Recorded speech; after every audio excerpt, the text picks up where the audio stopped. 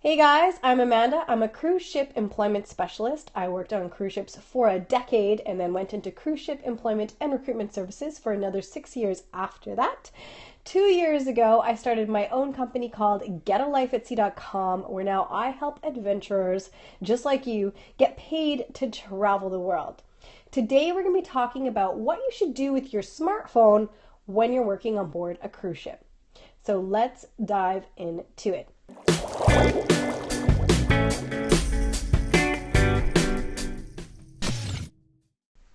So tip number one is if you do have a smartphone already, I definitely recommend that you bring it. Whether that's an iPhone or an Android, if you have one already, do bring it. However, what I recommend and what I've always done in the past is when I'm traveling, I put my phone into airplane mode so that it doesn't, I don't incur any roaming fees.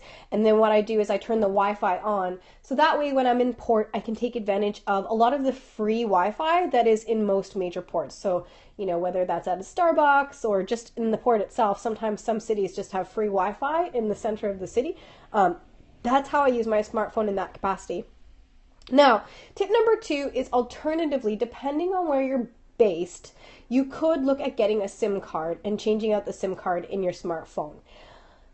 I don't necessarily recommend this as a first choice if you can avoid it. It kind of depends on where your main base is. So for example, if you are going to be based out of Fort Lauderdale with your ship primarily, and you're going to be doing the Caribbean, then since your main base is out of the US has really great roaming packages and really cheap phone packages and SIM cards in that capacity. So it kind of depends a little bit on where you're going to be, where your turnaround port is going to be, which is the main port that your ship's going to be coming back to each week or every 2 weeks.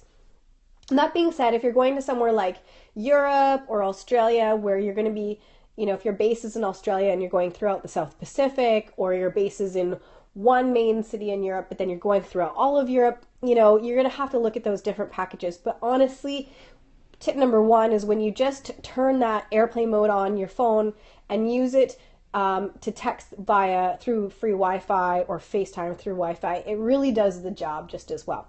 Which brings me to tip number three. Sometimes you really may want to pick up the phone and call a friend or family member back at home. So in that case, what I recommend is purchasing an onboard crew sat phone or sat phone card. And you can get these from the crew office on board with most companies. They usually come in $10 or $20 denominations. And you get anywhere between, an hour to 5 hours of time, depending on where you are in the world, to call home via the ship's sat phone system. And the cool thing about this is that most crew cabins now come with a phone in the cabin that's hooked up to the sat phone system. So you can actually call home from your own cabin, which is kind of nice. You have some privacy. Back in the day when I started on cruise ships in 2000, that wasn't the case. There was literally like 4 kind of payphone style sat phone connected systems, and it was in a main thoroughfare for crew, and you kind of had to wait in line and wait for your turn, and it definitely wasn't ideal. So now the ships have sort of come into the modern era, and you can actually use that sat phone system right from your cabin in most cases. So I do recommend that you purchase one of those cards. Typically it lasts you like a month or two, just depending on how many times you call home, but that's kind of a great way to do it. And I should also note, as a side note, it's very, very important as well when you're on board to make sure that your friends and family at home have your ship phone number to contact you in case of emergency. Now, if someone calls you from land to the ship, it is very, very expensive, like 11 to 14, 15 bucks a minute expensive.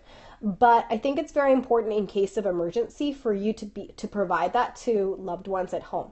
So you can get the ship's sat phone number from your crew admin prior to departure, or once you're on board from the crew office. And it's very important that you do this, because there have been cases that I've actually been involved with when I was in recruitment where somebody was on board and they're having a great time, and maybe they hadn't called home in 3 to 5 weeks, and something happened at home to a family member.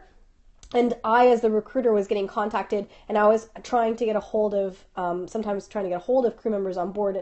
Sometimes it's not that easy if I'm not sure what cabin you're in, or it just can be a little bit difficult. So make sure you provide that information to loved ones at home.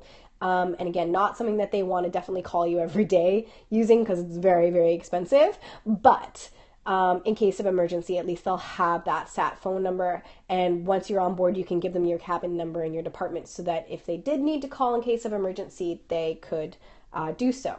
Okay, so I think that's it for now, guys. If you do have any questions, feel free, or comments, to put your comments in the comment section below.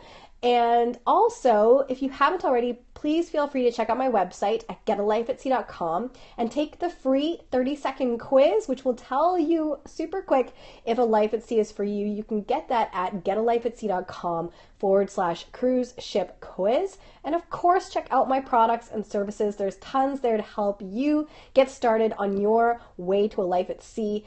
There's an awesome $7 cruise ship job starter kit under my product section, as well as the over 60-page How the Heck to Get a Job on a Cruise Ship guide, which includes everything that you need to know. Contact details, clickable links, step-by-step application instructions, resume templates, interview sample questions, the whole shebang. You can check that out at getalifeatsea.com/guide to adventure.